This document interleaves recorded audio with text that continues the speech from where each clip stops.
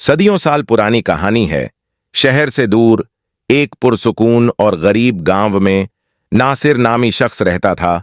पेशे से वह जमींदार था। रोजाना सुबह सवेरे खेतों का रुख करता और शाम ढलते ही तकाहारा लौटता।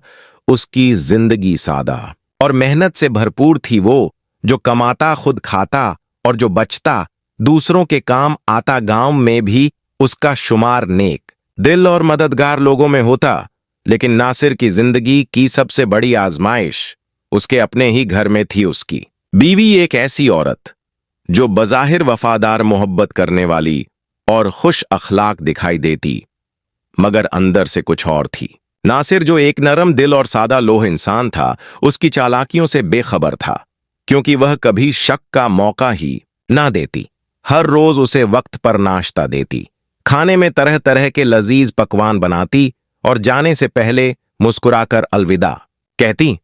लेकिन इस मोहब्बत भरे रवैये के पीछे नफरत की आग छुपी हुई थी। दिल में नासिर के लिए ना कोई मोहब्बत थी ना इज्जत। वो दिन भर यह सोचती रहती कि वह किसी अमीर शोहरत याफ्ता शख्स की बीवी होती तो जिंदगी कितनी बेहतर होती। जब नासिर खेत में होता तो वह अपने जहन में शैतानी चालें बनाती कि किसी तरह इस सीधे साधे किसान से जान छूटे। मुनाफकत की हद तो यह थी कि हर अदा में वो नासिर को यह बावर कराती कि वह दुनिया की सबसे अच्छी बीवी है, और नासिर भी उस पर यकीन करता। कभी उनके खिलाफ बात तक ना सुनता, लिहाजा उसकी ख्वाहिशात और गलत सोचों ने बिलखिर उसे अंधेरे रास्ते पर डाल दिया। वो औरत जिसे मोहब्बत, वफादारी और घर को संवारने वाली होना था, उसी ने अपने ही मोहब्बत भरे आशियाने को तबाह करने की कोशिशें शुरू कर दी। किसी ने सच कहा है कि औरत अगर चाहे तो घर को जन्नत बना सकती है, और अगर चाहे तो वही घर जहन्नुम का मंजर भी अख्तियार कर लेता है। एक दिन जब नासिर मामूल के मुताबिक खेतों में गया हुआ था, उसकी बीवी ने एक अजीबोगरीब चाल सोची। उसने मोहल्ले के चंद लफंगों को बुलाया और सरगोशी में कहा, जब मेरा शौहर खेत में काम कर रहा हो तो उसका गधा चुराकर करीबी दरख्त पर चढ़ा देना और मजबूती से बांध देना। उन लफंगों ने वैसा ही किया।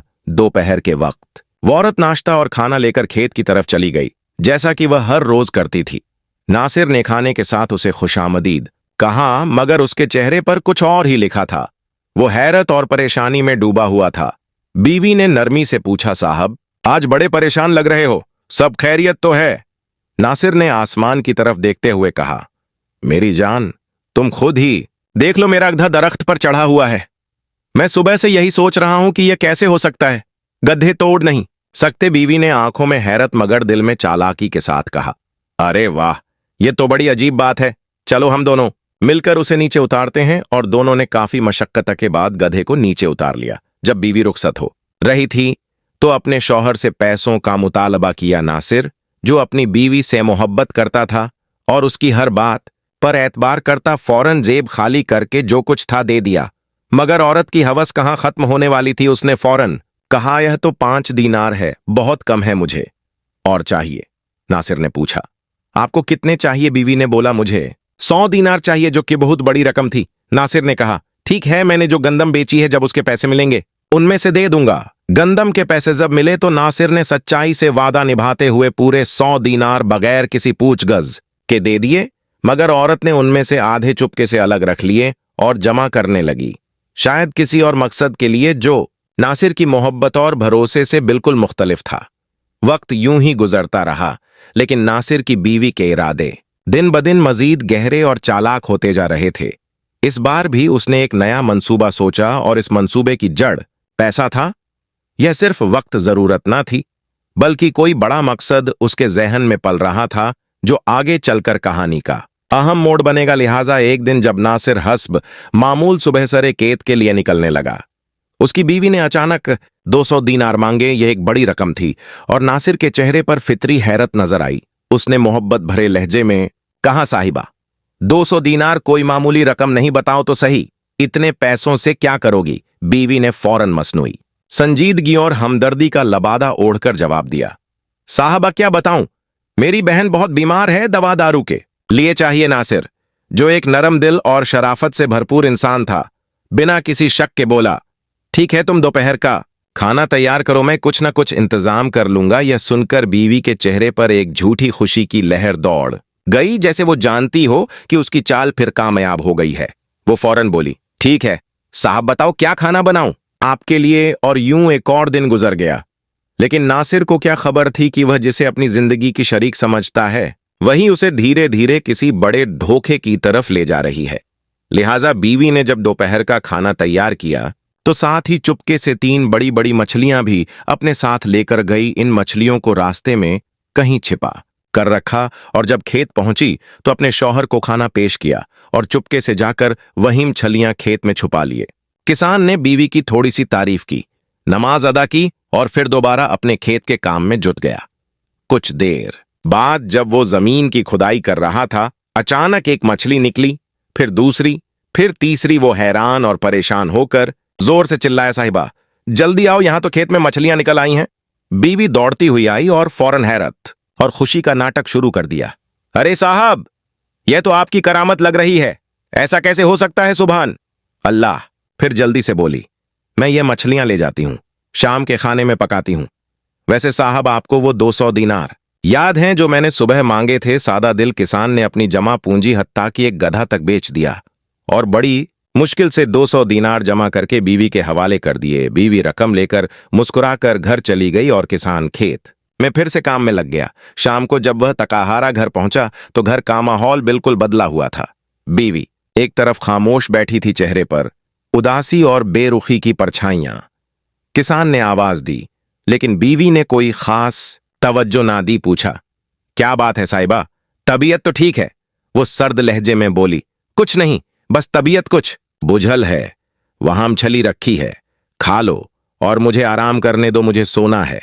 किसान ने सोचा शायद बहन की बीमारी की फिक्र ने उसे परेशान कर दिया है। खामोशी से खाना खाया और सो गया। अगले दिन सुबह नाश्ता भी बीवी ने ना पूछा तो किसान खुद ही नाश्ता बनाकर खेत चला गया। दोपहर को भी बीवी ने खाने का कोई एहतमाम न किया। किसान ने भूखे प्यासे दिन गुजार दिया। ऐसे ही कई दिन गुजर गए, 1 हफ्ता, फिर दूसरा, लेकिन बीवी का रवैया ना बदला बल्कि मजीद सर्द होता गया बिल। आखिर किसान ने एक दिन दिल थाम कर बीवी को बिठाया और नरमी से कहा, साहिबा आखिर क्या बात है? कुछ दिनों से तुम बहुत बदली बदली लगती हो, सच सच बताओ क्या बात है? बीवी ने एक ठंडी सांस ली और जो मुनाफिकत उसके दिल में थी वो बिलिखिर मुंह पर आ गया और साफ साफ बोल पड़ी, अगर तुम वाकई मेरी खुशी चाहते हो तो मुझे तलाक दे दो। यह अल्फाज किसान के लिए कयामत से कम ना थे, जैसे जमीन उसके पांव तले से खिसक गई हो। वो बेकीनी से बोला, क्या तुम क्या कह रही हो? तुम होश में तो हो? बीवी ने चेहरा फेर लिया और कुछ ना कहा। उसने किसान का अंदाजा लगाना था कि वह इस बात पर गुस्सा करेगा, मारेगा या क्या कदम उठाएगा। और किसान ने समझा शायद वक्त गुस्सा है या किसी बात का दुख है। लेकिन इसके बाद बीवी हर रोज बार बार यही बात दोहराती तो उसे एहसास हुआ कि यह सब अचानक नहीं बल्कि एक सोची समझी चाल है। किसान ने बीवी का रूठा रवैया भी बर्दाश्त किया। वो खामोश रहा, दिल पर पत्थर रखकर हर बात सहता रहा।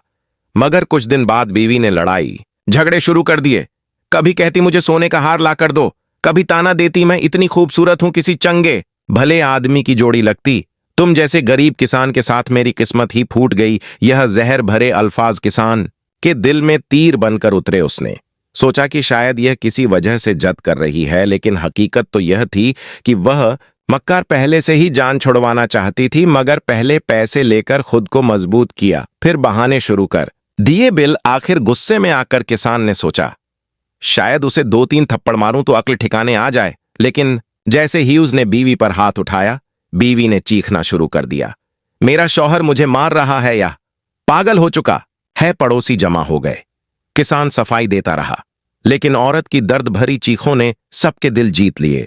लोग किसान को ही बुरा भला कहने लगे, क्या कोई मर्द ऐसे करता है? शर्म करो बेचारी औरत के साथ ऐसा सलूक। किसान जो कि एक इज्जतदार आदमी था, सोचने लगा और शायद तन्हाई में रोने लगा कि यह क्या हो गया, मैं तो उस पर सब कुछ कुर्बान कर रहा था और ये इतनी बड़ी चालबाज निकली। एक इज्जतदार आदमी के लिए ये बात बहुत बड़ी मानी रखती है कि इसकी बीवी गैर मर्दों के सामने अपने ही खावंद के खिलाफ बोले बिल। आखिर मामला काजी के दरबार में पहुंच गया। काजी साहब ने दोनों को बुलाया, सबके सामने पूछा, बताओ क्या मामला है? किसान ने धीमे लहजे में सारी दास्तान सुना दी। अब बीवी की बारी आई। वो आंखों में आंसू ले आई और बोली, काजी साहब, अल्लाह के वास्ते यह शख्स मुझे मारने की धमकियां देता है। 2-3 बार तो छुरी उठाकर मारने आया। मेरी जान को खतरा है, मुझे उससे छुड़वा दीजिए। यह बातें सुनकर काजी हैरान रह गया। सोचा शायद किसान वाकई जालिम हो, लेकिन किसान ने काजी की तरफ देखा और गहरी सांस लेकर बोला, काजी साहब, यह औरत मेरी बीवी है। मैं अल्लाह के नाम की कसम खाकर कहता हूं कि मैं उससे मोहब्बत करता हूं, लेकिन जब यह खुद रहना नहीं चाहती और मुझे बेइज्जत करने पर तुली है तो मैं तलाक देने के लिए राजी हूं। लेकिन एक शर्त पर एक शर्त है। मैंने उसे बहुत से दीनार दिए हैं, एक बार 100 दीनार और 2 दिन पहले 200 दीनार। मैं गरीब आदमी हूं, वो पैसे वापस कर दे ताकि मैं दूसरी शादी कर सकूं, फिर मैं तलाक दे दूंगा। बीवी ने फौरन कहा, देखा काजी साहब, मैं कह रही हूं ना, यह आदमी पागल हो चुका है। इतने पैसे इस जैसे गरीब किसान के पास कहां से आ सकते हैं? अगर वाकई उसने मुझे 200 दीनार दिए होते तो मैं तलाक क्यों मांगती? काजी ने किसान की तरफ देखा और नरमी से पूछा, बताओ तुमने कब दिए ये 200 दीनार? किसान ने मासूमियत से जवाब दिया और बीवी की तरफ देखकर कहा, वो दिन याद है जब गधा दरख्त पर चढ़ गया था, उसी दिन मैंने दिए थे। बीवी हंसते हुए बोली, देख लिया काजी साहब, कभी सुना है कि गधा दरख्त पर चढ़ गया हो? यह आदमी सचमुच पागल है। काजी ने अपनी दाढ़ी को सहलाते हुए गहरी सोच में सर झुका दिया। बीवी ने फौरन दूसरा सवाल दाग दिया, चलो यह छोड़ो, बताओ वो 200 दीनार कब दिए थे? किसान ने जवाब दिया, जब खेत में मछलियां निकल आई थी। बीवी ने काजी की तरफ देखा और बोली, काजी साहब, यह क्या बोल रहा है? आप खुद देख लें, कभी खेत में मछलियां निकली हैं, अब फैसला करें। काजी साहब, यह पागल है या मैं झूठ बोल रही हूं बजाहिर दलाल बीवी के हक में? ठेकाजी ने कहा, 2 दिन की मोहलत देता हूं, फिर फैसला होगा। 2 दिन बाद काजी ने दोनों को बुलाया और तलाक देने का हुक्म दे दिया और कहा कि जो सच पर है अल्लाह, उसी के साथ होगा। झूठा इंसान अल्लाह ताला की गिरफ्त से भी नहीं भाग सकता। किसान खामोशी से रो पड़ा। काजी के सामने सजदे में गिर गया, आंखों से आंसू बहने लगे। फिर उठा, तलाक दी और खामोशी से वापस घर चला गया। बीवी ने चेहरे पर फतेह का रंग चढ़ाया। कुछ महीने बाद इस औरत ने एक लफंगे नौजवान से शादी कर ली, वही शख्स जिससे उसके पहले से ताल्लुकात थे। किसान सब कुछ खामोशी से देखता रहा और सोचता कि वह शख्स जो मैं घर के साथ बैठने ना देता, अब इस कम अक्ल औरत ने उनसे ही शादी कर ली जो लोफर लफंगा लड़का था। सब्ज बाग दिखाकर शादी तो कर ली और शादी के कुछ दिन बाद ही उस लफंगे ने मारपीट शुरू कर दी। ना वो कमाने के काबिल था, ना इज्जत के लायक। झोंपे से औरत किसान से लेकर आई थी। वही कुछ दिन चले, फिर लफंगे लड़के ने उसी से पैसे मांगना शुरू कर दिए। जब औरत ने कहा,